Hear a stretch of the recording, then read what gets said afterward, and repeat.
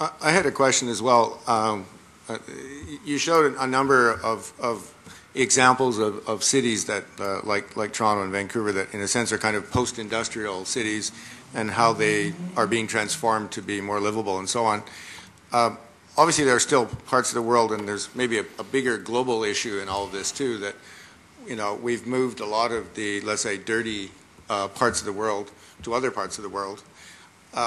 Are there examples where people are trying to use the same kinds of techniques, but where we're not simply renovating spaces that are post-industrial, but industry's still there, and how could you comment on that?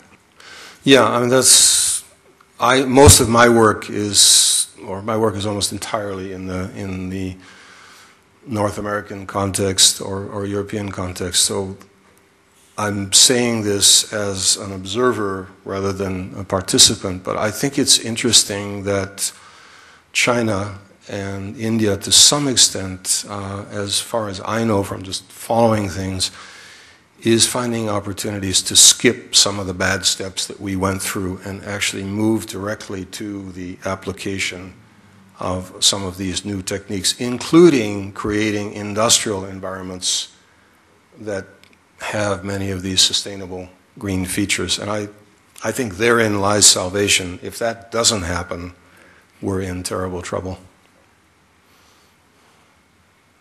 Any other questions or comments?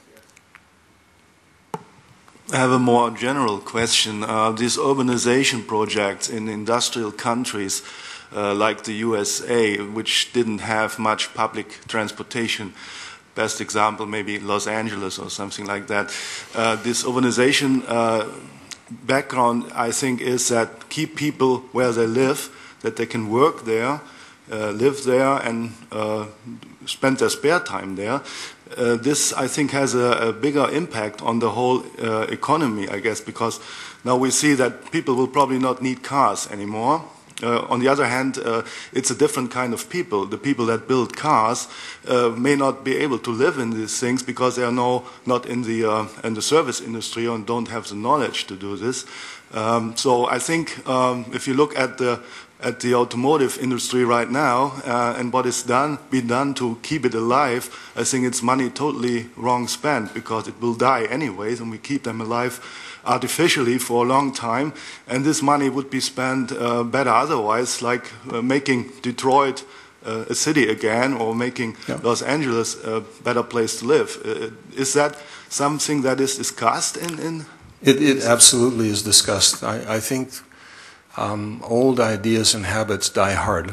There's no question about it. But we've been talking about all these things for decades, but now as we approach or have reached peak oil and soon to be followed by peak car, we're going to find that people simply cannot afford that way of life anymore. It is going to atrophy for reasons of an economic imperative that will be unavoidable. And so the faster we start to make the transition and to spend money more intelligently, tooling up for a different kind of infrastructure and dealing with, many of those suburban conditions are really tough to deal with. That's where the really hard problems will be, because you don't have the densities currently that can make transportation work. So that's a major problem, and I'm with you completely. We have to be really careful about throwing good money after bad.